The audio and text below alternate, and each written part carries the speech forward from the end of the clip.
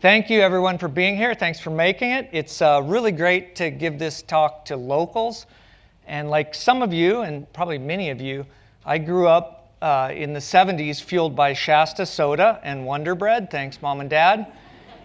Just outside of Yellowstone National Park, born in Billings, raised in Paradise Valley in the summers. And my family was thrilled to snap this photo of me right before I heroically peed my pants. And they call it out. I was looking at some grizzly bears and some bison, and I don't know what else I was doing.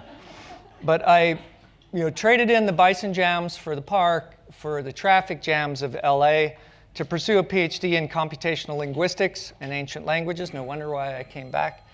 Followed by a 30-year career in Silicon Valley, most recently working on artificial intelligence. And now I like to say, in the final act of my life, I decided to heed the warning of one of my heroes, Jim Harrison. The danger of civilization is that you will piss away your life on nonsense. So here's to Jim, and I hope he approves.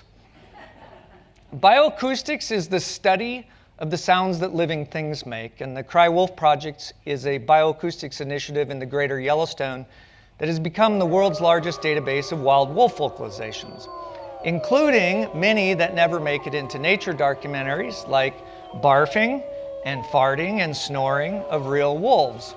Now, our moonshot is to decode one of nature's most iconic sounds, the howl.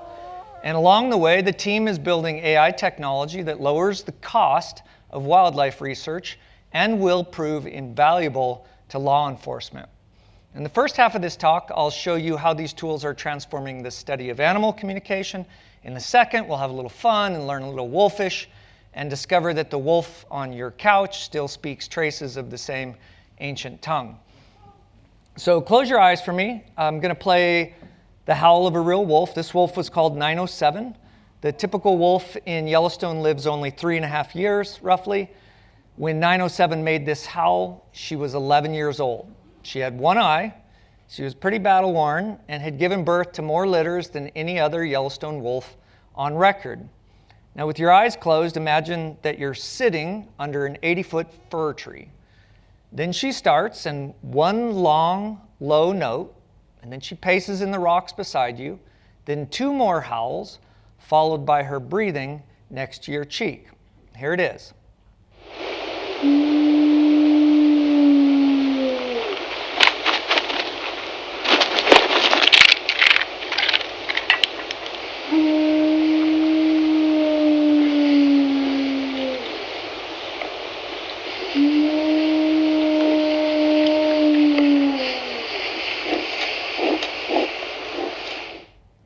She kept that up for an hour, calling to her pack who were more than a mile away. So open your eyes. This is what she said. It's called a spectrogram. It's a way to visualize sound, and it's very important in the use of artificial intelligence, not just animals. Well, not just non-human animals. And here she is. She was the matriarch of the Junction Butte Pack. I like to call her the One-Eyed Wonder, as you can see from that nighttime camera trap. She had a somewhat unique howl. The average Yellowstone wolf howls at a pitch of 350 hertz, which is middle F on a piano keyboard. But the stout 110-pound 907, chunky monkey for a female, had a deeper voice, a sturdy 320 hertz. And I learned to pick her voice out in a crowd of howling wolves. But that's not the same as knowing why is she howling, which brings us to stupid pet tricks.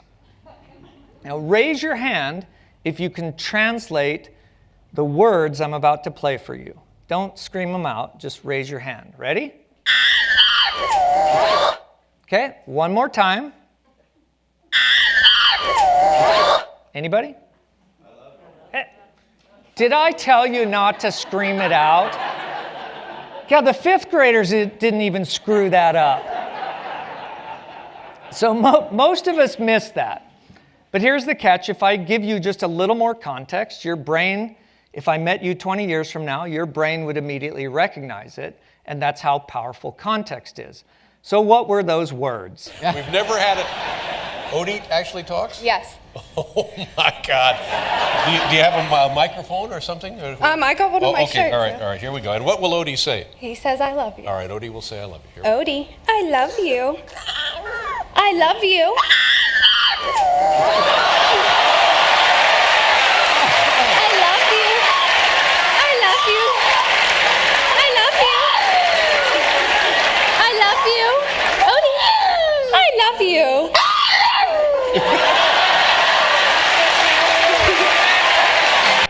I love David Letterman, actually. So animals can be taught to imitate a lot of sounds, including human speech. Nosy the beluga whale could do it.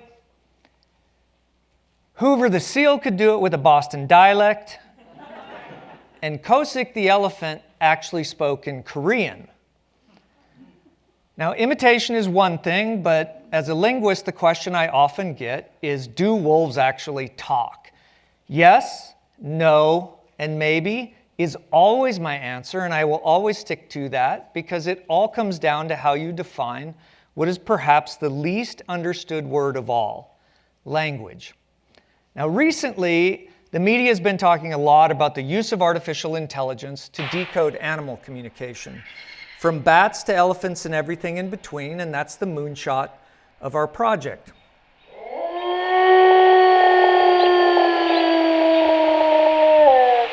Why do wolves howl? You'd think by now we'd have cracked that code, but I don't think we have. Wild wolves aren't easy interview subjects. You can't just walk up to them with a mic and say, what did you mean by that, right? That's where AI is helpful. Now, it is not a Captain Midnight secret decoder ring. Definitely it's not. It's just a tool.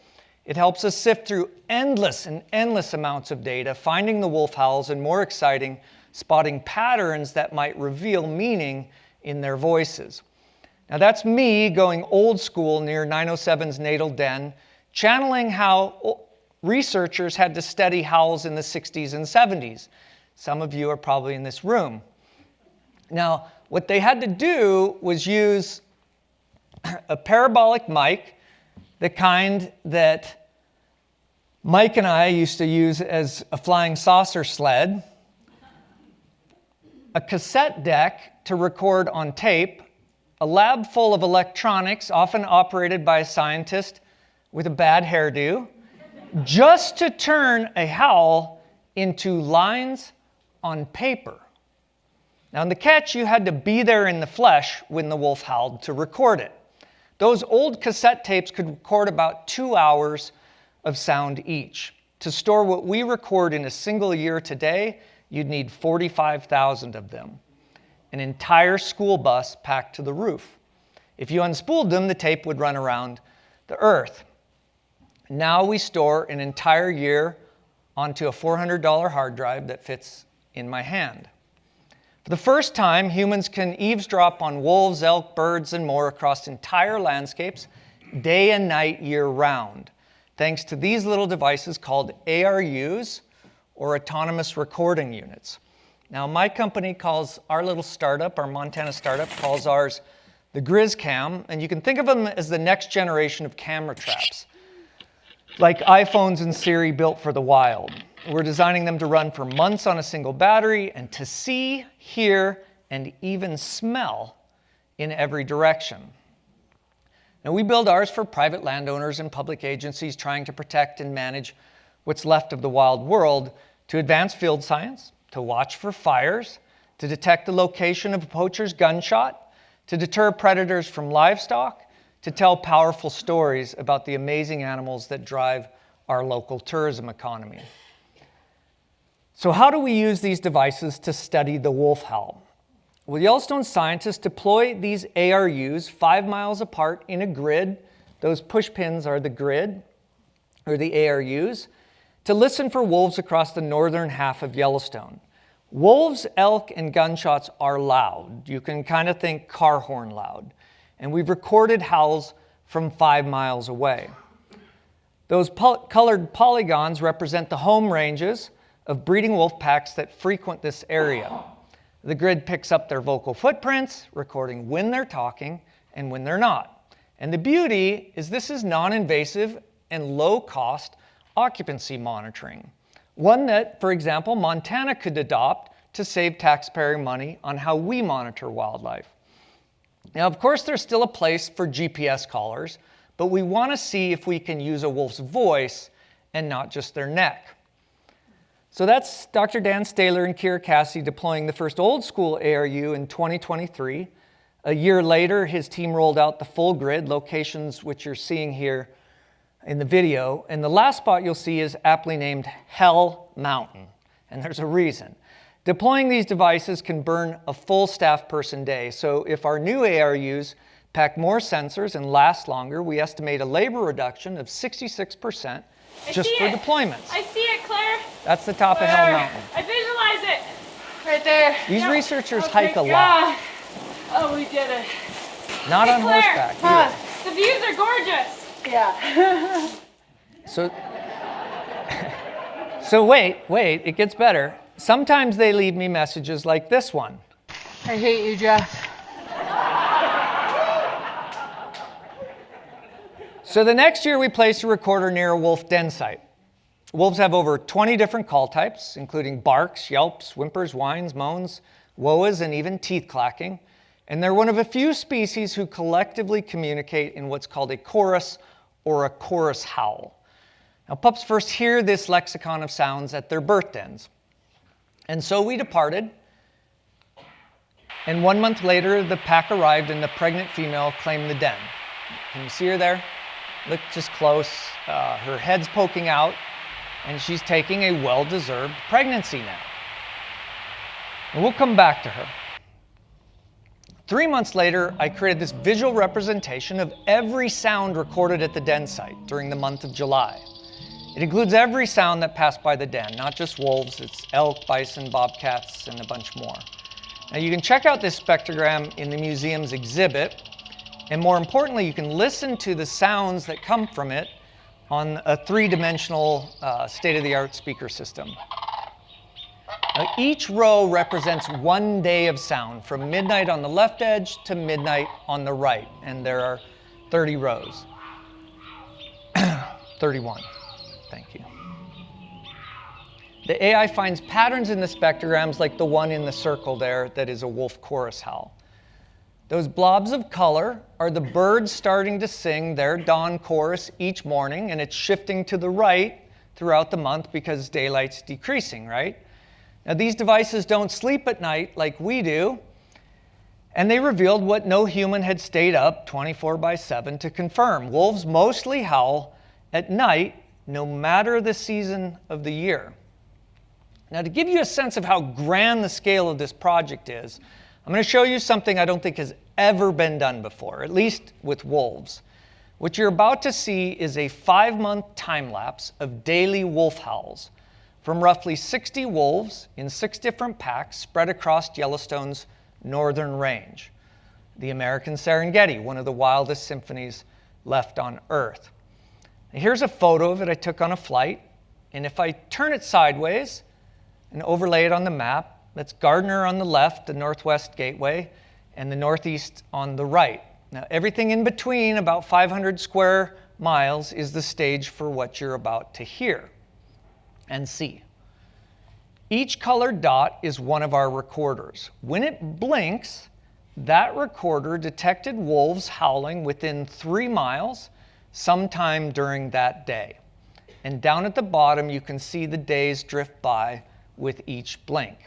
Here it is, our ode to howl.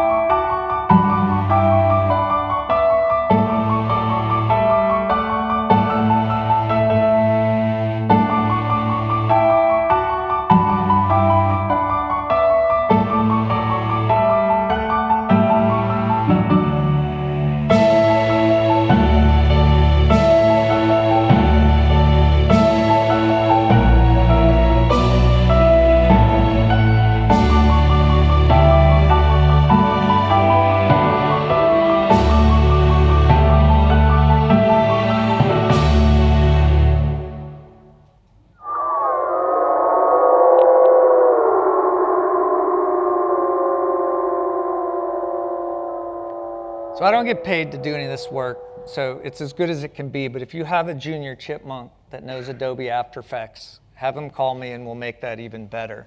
But hopefully it got the point across. Okay, let's learn a little wolfish. The Tukadika, or the so-called sheep eaters or mountain Shoshone who lived in what we now call Yellowstone, understood animal communication far better than most of us modern people. A trapper who crossed their path in the 1800s gave witness that they didn't just study nature, they spoke with it, same as you'd talk to your dog or an old friend. Quote, the sheep eaters are complete masters of the language of birds and beasts and can imitate to the utmost perfection the singing of birds, the howling of wolves, and the neighing of horses. Now in the museum exhibit, look for the work of archaeologists Scott and Sari Dursum. They're helping tell the story of Yellowstone's potential first human visitors, the Clovis people. And you can learn about the dogs that they brought with them who had evolved from wolves. So how do we, modern humans, begin to be more like the Tukadika or the Clovis? The first step is really simple. It's just listen, right? So let's listen to some actual wolves, and we'll begin with the howl. This is a picture of 50 individual wolf howls.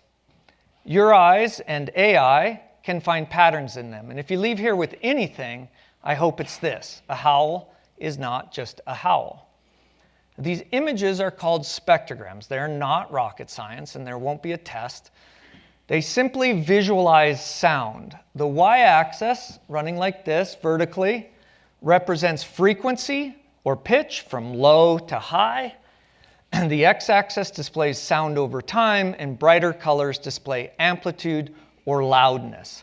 And those duplicate lines you're seeing fading up, those aren't multiple wolves. Those are harmonics. A wolf's howl, just like a guitar string or a singer's voice, never makes just one note. The lowest line, called the fundamental frequency, is the pitch our ears as humans lock onto. And the rest of those harmonics layer above it, creating texture in the sound. Now watch the sound of a wolf howl represented in this spectrogram and follow the vertical bar.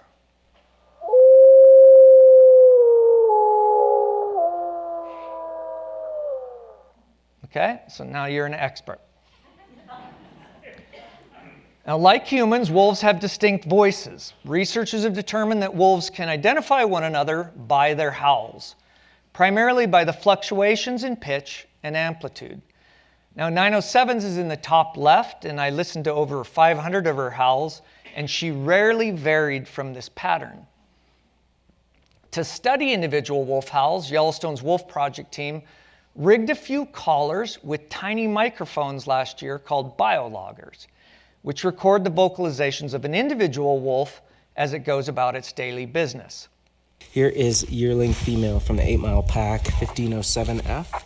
And history's been made. This is the first Yellowstone wolf to wear an audio logger. This will be recording periodically throughout the winter all the sounds that this animal makes, and hopefully her pack mates, howling, growling, hunting, playing. And then this collar will blow off in the spring. We'll trigger a blow off and we can get the data back, and it has a GPS collar as well. So we're pretty excited about this new area of Yellowstone bioacoustic research. So one thing has become clear to me after listening to thousands and thousands of recordings of wolves: they talk a lot more than my dogs. After analyzing a month of audio from 1507, this yearling female, I realized that she was a regular Chatty Cathy. Remember that doll? Was it a doll? I think it was a doll. We like to imagine as humans that mostly animals are living in silence while we're, filling the air with chatter. But this particular wolf spoke her language nearly half as much as a typical American speaks in a day. About an hour of wolf talk to R2. Now, 1507, the first wild wolf fitted with an acoustic biologger ever, was shot outside of Yellowstone. She made this her last howl not far from where I live.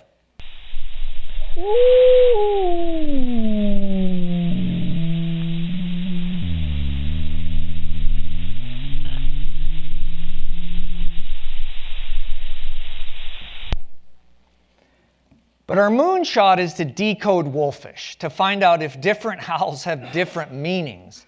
Now, the basic meaning of the howl that I prefer is, here I am, where are you?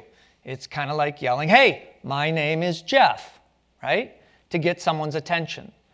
Now, wolves often do this to stay in contact with their pack mates, like 907 was doing. But as you know, you can say the word hey in many different ways, depending on whether you're looking at a friend across the street or a person keying your car, right?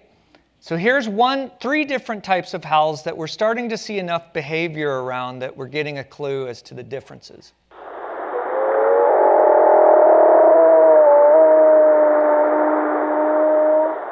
That's often a howl of aggression, like, hey, bring it on.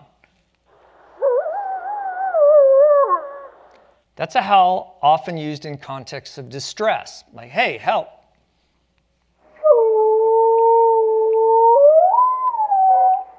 No one believes me on this one, but I'm going to prove them wrong. I'm seeing more and more contexts where that is a howl of confusion. Like, hey, what's going on? Now, wait until we publish the science on this before you just believe me on that. But I'm feeling more and more comfortable that at least these three types of howls and two others aren't simply random variations.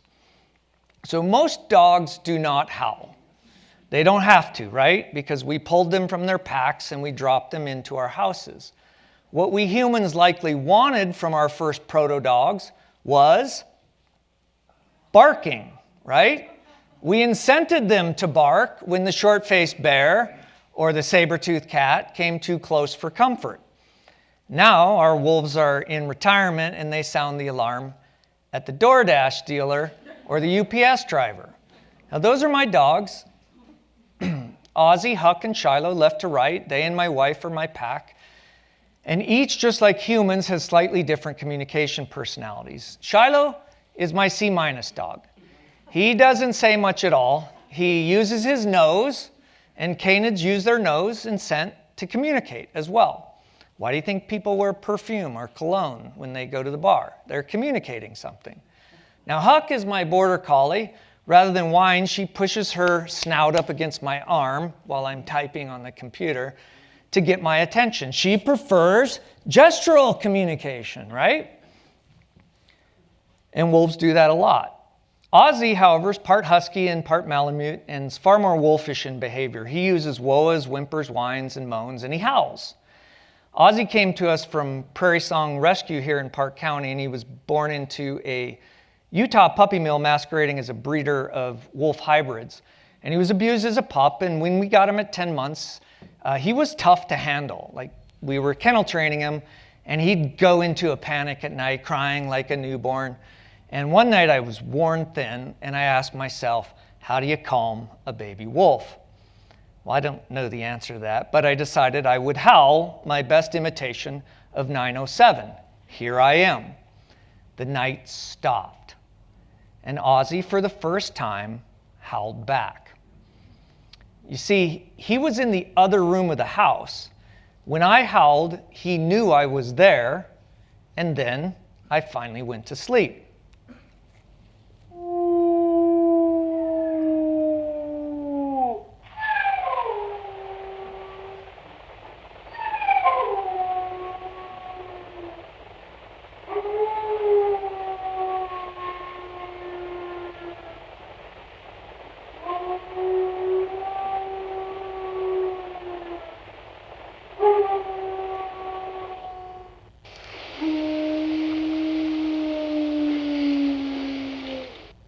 Okay, we're going to shift gears and we're going to talk about chorus or chorus howls.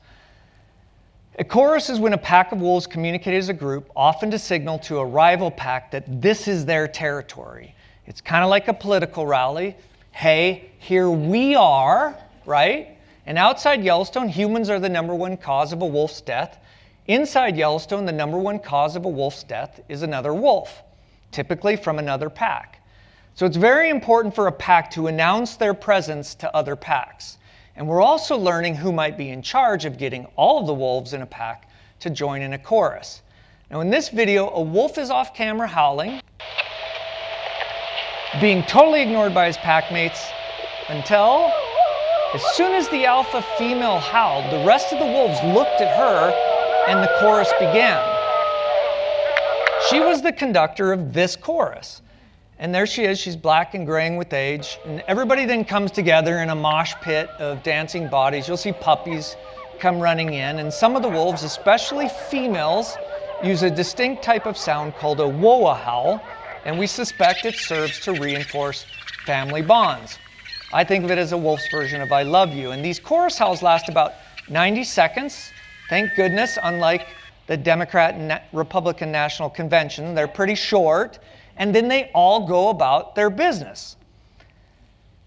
Chorus howls, though, aren't just made up of howls. Researchers have shown that a chorus is made up of at least 3 kinds of calls. The first is the classic howl. The second, the one boxed in white here, is that whoa howl. And I'm going to isolate it for you and just play that little section so you can hear it. It's fairly faint, so listen hard.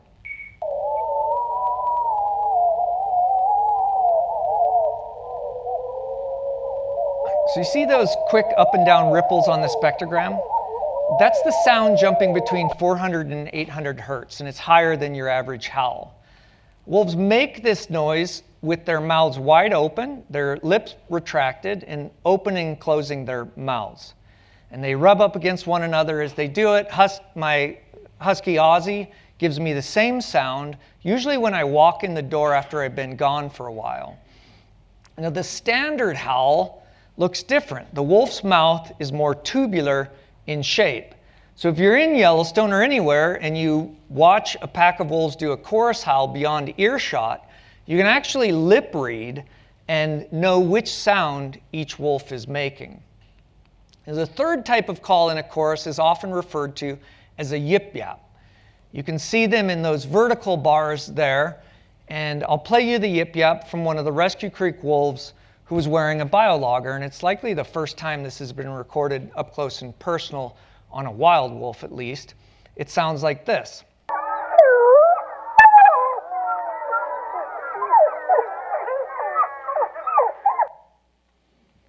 So when you take these 3 different calls and you combine them into one group chorus howl, we've learned something else, that wolves can kind of count. Probably not algebra, but they can probably count. Now, what you're looking at are chorus howls from 4 different packs with different pack sizes who border one another in Yellowstone. There are wolves ranging from 7 to 19, and you can probably guess which ones. Researcher Kira Casti has shown that wolves from one pack can estimate the number of wolves vocalizing in a rival pack without seeing them, and they make a decision. If they're outnumbered, they often take off. If not, they often approach that rival pack. So we're testing technology from Google DeepMind to see if we can count wolves just from audio recordings and improve census estimates of wildlife. We're also testing whether playbacks of very large pack chorus howls has any impact on deterring wolves from livestock areas. So let's talk about the bark. And yes, wolves do bark. They just don't do it as much as dogs. Now, researchers have documented at least 3 different types of barks in wolves. There's the bark a wolf throws at rival wolves. You can kind of think of it as the canine version of you want to go at it. It's very aggressive. It's called a combative bark. Then there's the bark for a wolf's pack mates, higher pitched, faster paced, and it kind of reminds me of kids playing flag football, barking over here, over here, over here, over here, over here, and on and on and on. It's called a competitive bark. And then there's the longer bark they save for us or for any threat in the woods, like a grizzly bear. And I just call it a plain old woof. Now I'll isolate and play them in order from left to right.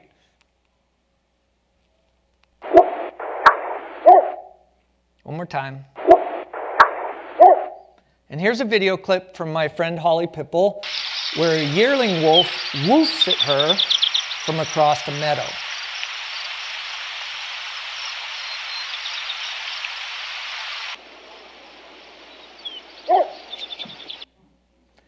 Now what's really cool is that at least some dog breeds also have different types of barks. Terriers and Dachshunds They're little lunatics of the hunting world. They're really good hunters. And they use 4 distinct barks depending on whether they've cornered a boar, a fox, a hare, or a partridge. So the next time your dog raises hell at the mailman, what I tell people is lean in a little bit, and because there might be a little bit of grammar in that racket. My border collie, Huckleberry, and this isn't a lie, once let loose her "don't mess with me" woof, and sure enough, there was a grizzly bear outside my back door.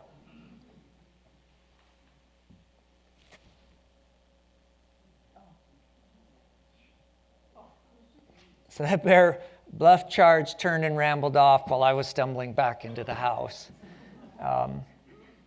So let's talk about growl-like sounds and whine-like sounds. There are 2 wolves in this photo. And you can see their eyes. This is the dinner table of the Rescue Creek Pack. They're feeding on a bison that had died fighting another bull during the rut. And at these dinner tables, just like you heard at your own Thanksgiving dinner, wolves often have a few things to say to one another. Now, we all know what a synonym is, right? Those of us who took English. They're words with similar but not identical meanings, like breezy or blustery. We also know what an antonym is. They're opposites, but opposites don't mean unrelated. Like hot and cold are antonyms because they live on the same semantic thread. Temperature, right? Hot and cold. You don't say hot and rock as if they're antonyms. There's no common thread there. Wolves and your dogs make sounds that function like synonyms and antonyms too. Growls have synonyms like snarls and pulsing growls, and they're words of aggression. The snarl is one type of growl made when inhaling and exposing the canines. You get your dog to do this. Just go get a bone from like Matt's Meats, give it to the dog, and then try to take it, right? The snarl given by this wolf on the left, on my left, is often given right before the wolf is about to attack the other wolf, and this other wolf was sneaking in. Now, in contrast, whine-like sounds, and their synonyms like whimpers, yelps, and moans, often mean something akin to "help me." Now, these 2 classes of sounds, growls and whines, are antonyms. The common thread between them is one of social relationship, dominance or submission, and a little bit of spatial relationship, like get away or come closer.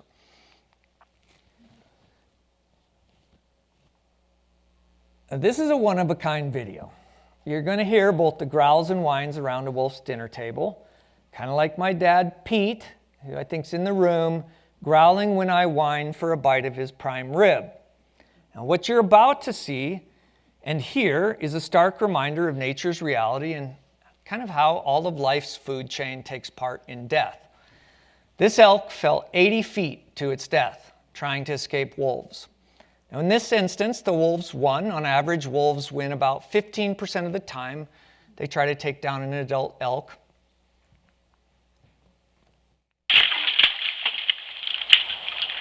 That video will never be taken again in all of humanity. The camera trap was right there. Now listen.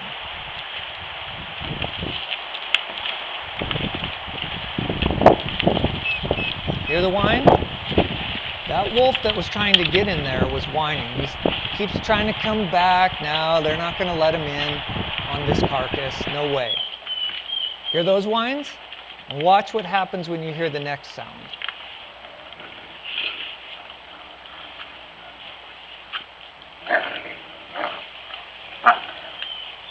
It's a pulsing growl. Okay, I'm going to leave now. And then the rest of nature takes part in this death. The fox comes in, and of course he's being wary, and then a wolf comes and chases him off. Now, this is amazing. Watch this. Watch this wolf look back, and watch how it communicates.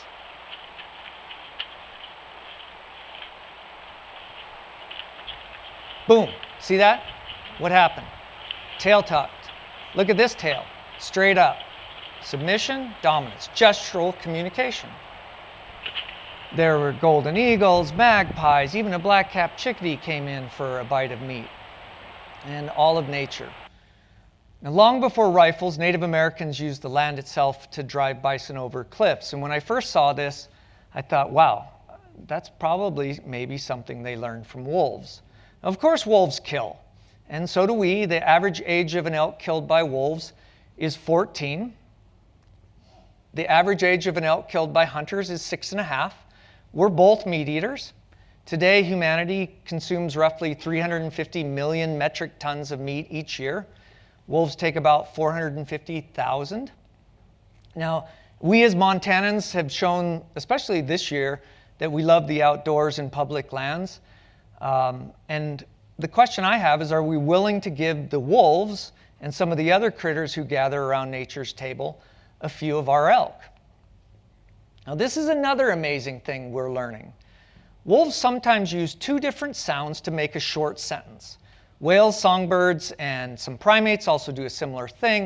You can kind of think of it like combining two words, cry and baby, cry baby, or cry and wolf, cry wolf, where combined the two words mean something slightly different than each word used in isolation. Now, in this video, a female wolf uses what's called a bark howl after she was chased and nearly killed by a rival pack.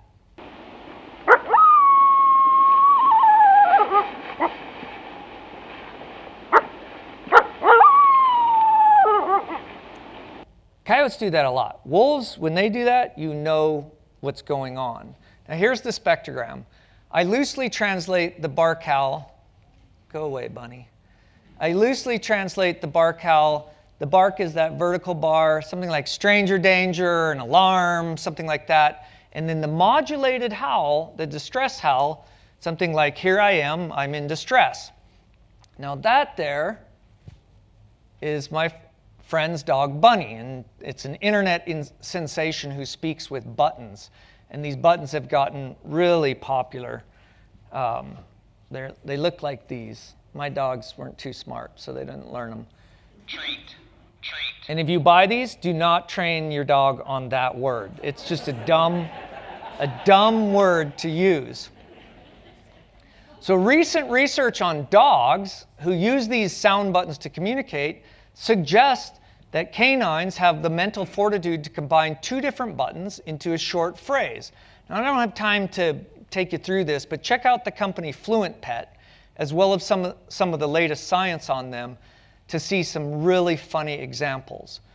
One dog even learned to press the button for water, and then the button for cold, because those were the only buttons in the list he had, to ask for ice cubes that he loved to play with. So let's wrap up our brief overview of wolfish with puppies. Now remember the pregnant female taking a nap in her den that I showed you earlier? And she was named 1331. And here she is rising from slumber, then greeted by her packmates. You can almost feel the conversation, those tails sweeping, and those low growls and whimpers, trading reminders of rank, and then a slow group hug with her at the center. And everybody was waiting for the pups to be born.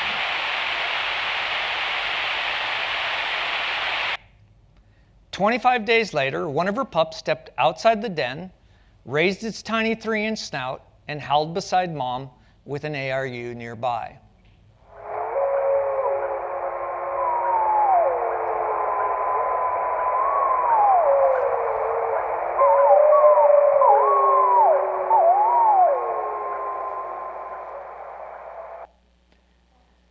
Pups howl in a higher pitch, often starting high and then dropping low like you're seeing there. And if we stretch that puppy howl out, it looks a little like this sound.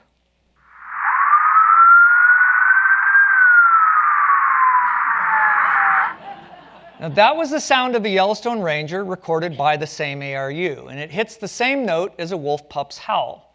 And you want to know something cool? An adult wolf howled back at that ranger. Now, anyone here have a dog who loses its mind when an ambulance goes by, or any emergency vehicle? Mine do. And that might not be random. In the wild, for example, elk and deer rush in to high-pitched calls of their young. Humans do it very instinctively with young. And my hunch is that your dog's response is a little bit of muscle memory from deep time, and perhaps an old instinct. They want to know where that pup is. And here is where Wolf 1331's pups grew up learning their form of language. It's Yellowstone at its rawest. No wonder why 5 million people visit there a year. Now, 1331 was illegally snared in January near Tom Minor. The individual who snared the wolf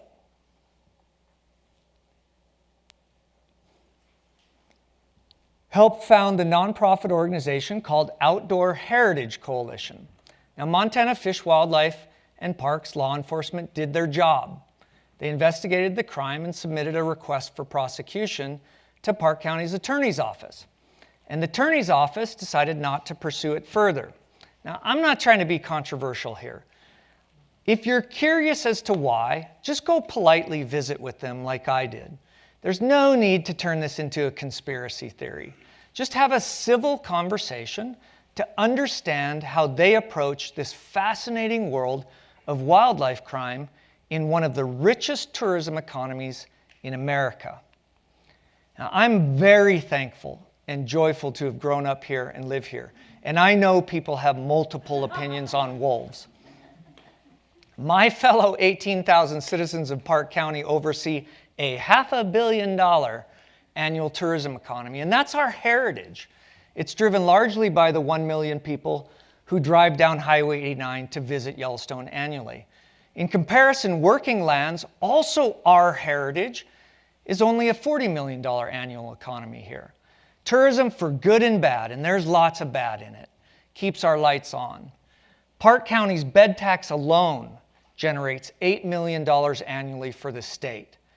And perhaps it's time the state gives us some of that money back to us here, to fix gravel roads, to hire more wardens, and more attorney support staff, or as any CEO would do, to reinvest in the asset that pays the bills here, wildlife. Just last year alone, various wildlife were poached inside and just outside of Yellowstone's border. A few examples: 3 trophy bull elk shot with ARs in Slough Creek, inside the park, in September. A mountain lion near Gardner, 3 wolves, including Mother Wolf 1331 and 907's mate. That's not heritage. That's called theft. Now look, wolves are neither saint nor sinners. I'm not going to say they are, and nor are we, right? Most of us are neither far left or far right. We live on this bell curve of the middle. And we don't blame people raising cows and not condos. We know that wolves and grizzlies and even larkspur kill livestock. We know the overall economics is insignificant according to the Department of Livestock, but it matters when it's your living. My good friend and multi-generation rancher out in Dillon lost multiple head this year to wolves despite investing in guardian dogs. Sometimes lethal control is necessary. And on the flip side, we don't blame predators for all the issues we face here in the West. We know that hunters kill ungulates too. We don't sue FWP because we want all of the elk for ourselves. 135,000 of them last year, of which 28,000 were killed by hunters. We also know that ranchers here complain a lot more about elk than they do wolves. So why all this fuss about predators eating some of those elk? Now look, I'm not opposed to fair chase wolf hunting, but running over predators with snowmobiles, that's not heritage. That's called torture. But the most important thing of all to me is I believe in us as a community. That wherever we sit on the political spectrum, we can sit down together to discuss wildlife management and listen with respect and humility and find real common ground in reality, not myth, and economics, and not emotion. Because we're one of the last best places on earth, and there aren't many of them left. If your body represented the total weight of all the world's land mammals today, your right forearm would be what's left of the wild ones, the entire world. The rest of your body is us, our livestock, and our pets. And here's the kicker: your left forearm represents all of the dogs on the planet. All of the dogs on the planet are equal in body mass to all of the remaining wild terrestrial mammals. As for carnivores, things like lions and tigers and wolves, oh my, right? They are less than my pinky. The challenge we collectively face for our children's children goes far beyond our individual opinions on wolves. It's about the future of wildness itself, for a hunter like me and for non-hunters alike. So, in honor of 907, who limped past this camera trap and into the night just days before she died, let's end the only way I'm gonna make it end, which is with a group howl. And you've gotta beat the 5th graders today, who were really good. So I'm gonna count to 3, and you're gonna let her rip like only our county can. And here's a tip: use the vowel oo, as in boot. It lifts your tongue to the roof of your mouth, the same as a wolf does. And we're going to tune up our voices by listening to this recently rediscovered 1995 audio captured by Bob Landis on old school magnetic tape, the good kind, like we listened to AC/DC on. These are some of the first wild wolf howls in Yellowstone after 70 years of silence.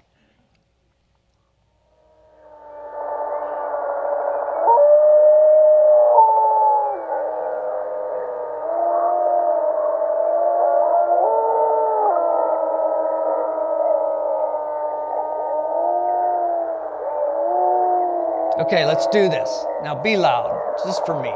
Ready? 1, 2, 3.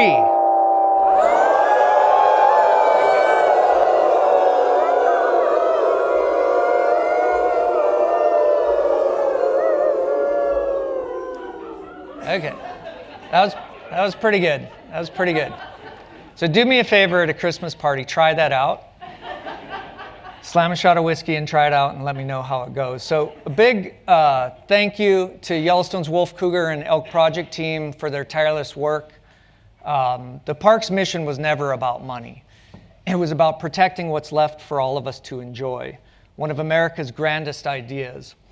And yet by guarding the spirit of the land, we in Park County found its monetary wealth too. A huge thanks to Mark Brammer and his team. Go check out the exhibit. It's worth your time. There's Paleo-Indian tools, the first dogs, an amazing sculpture being done by George Buman, brought to you by Airy, Tom Murphy's in there, George Buman, Yellowstone Forever, Wild Livelihoods Business Coalition. And before I open up to questions, I have one more treat for you. This is a rare blooper footage of a very rare wolf sound, brought to you right after dinner, I hope for some of you. Now, Maya Angelou once commented, people don't remember what you said. They remember how you made them feel. So Matt, crank up the volume for this one. It's special. Ready?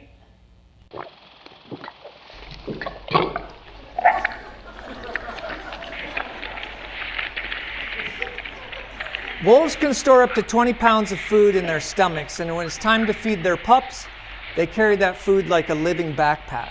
And they return to the den or rendezvous site to deliver the meal. They, like us, are trying to make a living and feed their families. So I'm sorry about that, and let's open it up to questions, and thank you.